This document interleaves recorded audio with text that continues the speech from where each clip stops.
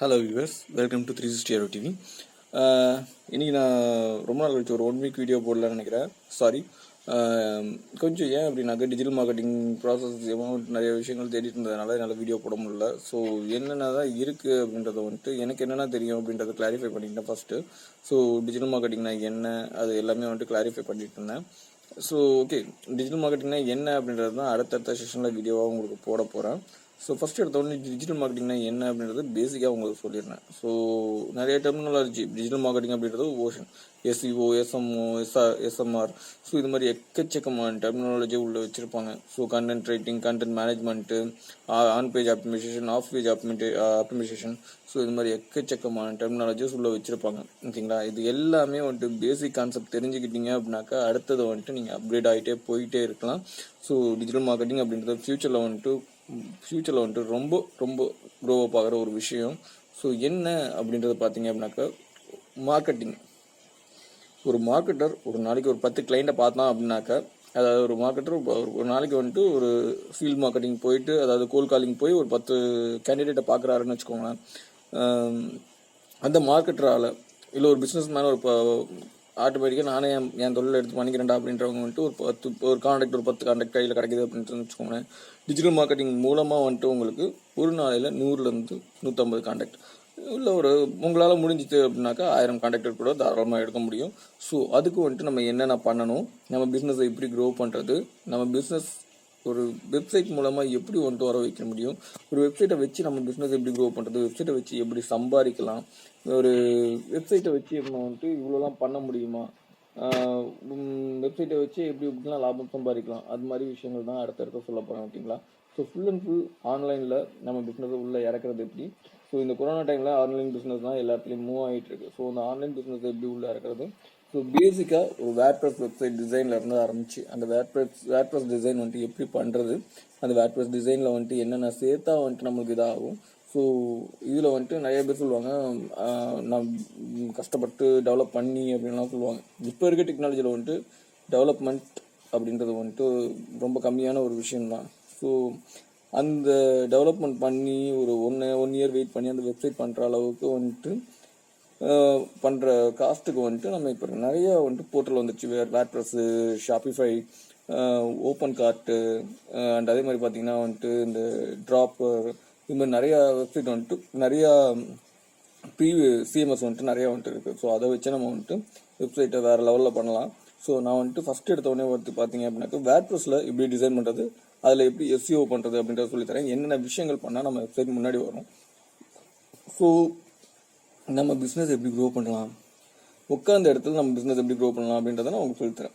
So பேசிக்காக ஒரு website develop பண்ணுறதுக்கு முன்னாடி அந்த டெவலப்பர்கிட்ட உங்கள் பிஸ்னஸ் நீங்கள் என்ன பண்ண போகிறீங்க அப்படின்றது கரெக்டாக உங்களுக்கு தெரிஞ்சிருந்தால் மட்டும்தான் அந்த வெப்சைட் வேர்ட்ப்ரெஸ்ஸை டெவலப் பண்ண முடியும். ஸோ நீங்கள் என்னால் நான் இது பிஸ்னஸை நீங்கள் சரியாக புரிஞ்சிக்கல அப்படின்னாக்கா அந்த வெப்சைட் பாதியிலேயே தான் நிற்கும். உங்களாலையும் க்ரோ பண்ண முடியாது, அவங்களாலையும் க்ரோ பண்ண முடியாது.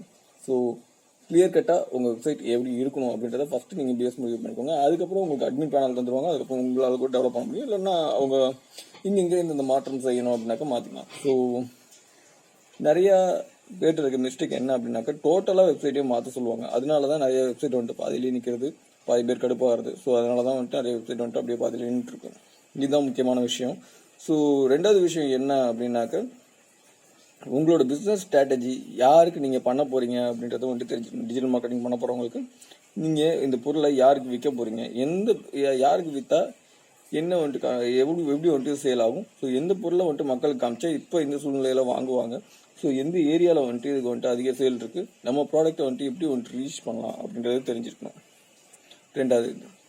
மூணாவது பார்த்தீங்க அப்படின்னாக்கா நான் இப்போ டிஜிட்டல் மார்க்கெட்டிங்கில் பேட் பண்ணி ப்ரமோட் பண்ணுறேன் அப்படின்னாக்கா என்னோடய பேட் ப்ரமோஷன் எப்படி இருக்கணும். ஸோ அதை முடிவு பண்ணணும். எக்கச்சக்கமான பேட் ப்ரமோஷன்ஸ் இருக்குது. டிஸ்பிளே ஆட் இருக்குது, வீடியோ ஆட் இருக்குது, அண்ட் அது மாதிரி வீடியோ ஆட்ஸ்லேயே நான் ஸ்கிப்பபிள் ஆட் இருக்குது, ஸ்கிப்பபிள் ஆட் இருக்குது.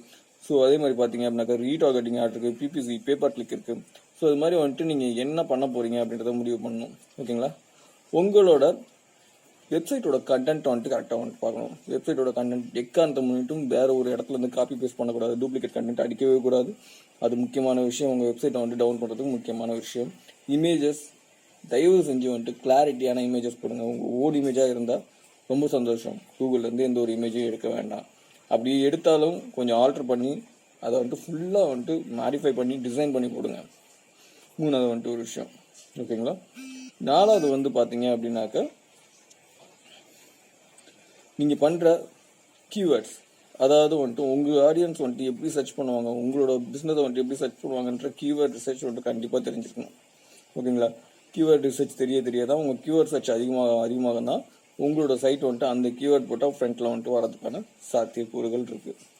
அண்ட் 5, அதிகமான பிளாகர்ஸ் வந்துட்டு எழுதணும், அதிகமான வீடியோ கண்டென்ட் வந்துட்டு போடணும்.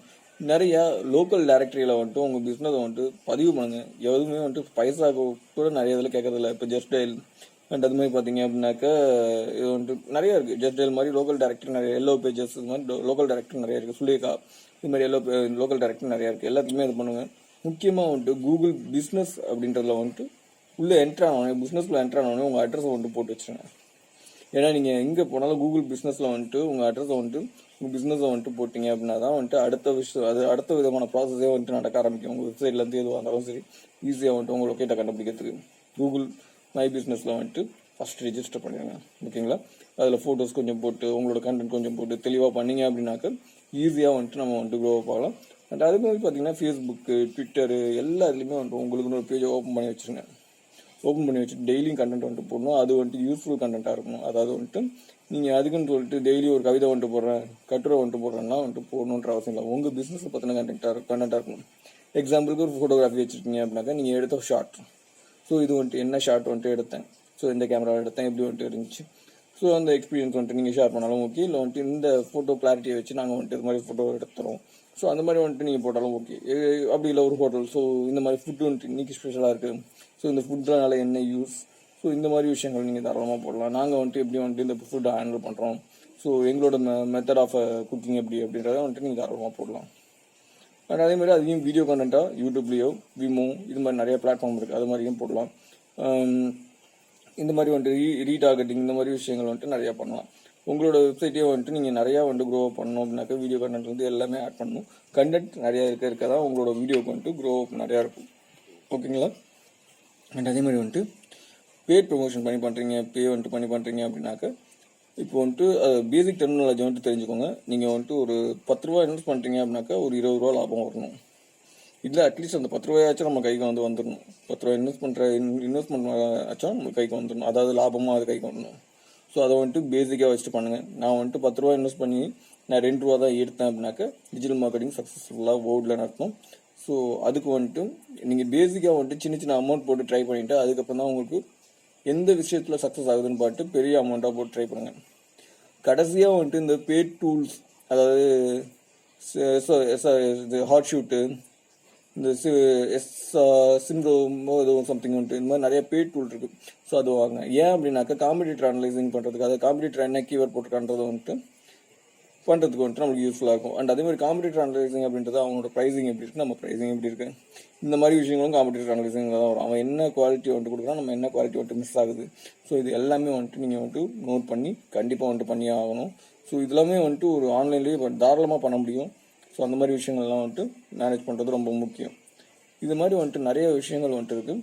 இது ஒரே வீடியோவில் வந்துட்டு முடிகிற விஷயங்கள் தான். ஸோ ஒவ்வொன்றையும் ஸ்டெப் பை ஸ்டெப்பாக உங்களுக்கு அடுத்தடுத்த வீடியோவில் வந்துட்டு போடுறேன். என்னோடய வீடியோக்கு வந்துட்டு சப்போர்ட் பண்ணுங்கள், லைக் பண்ணுங்கள், ஷேர் பண்ணுங்கள். அண்டு உங்களுக்கு தெரியும், நீங்கள் இந்த இதில் வந்துட்டு இன்ட்ரெஸ்ட்டாக இருந்தீங்க, டிஜிட்டல் மார்க்கெட்டிங் இன்ட்ரெஸ்ட்டாக இருந்துச்சுன்னா கமெண்ட் பண்ணுங்கள். உங்களுக்கு தேவையான விஷயங்களை நான் வந்துட்டு அடுத்தடுத்த வீடியோவில் போடுறேன். தேங்க்யூ ஃபார் வாட்சிங்.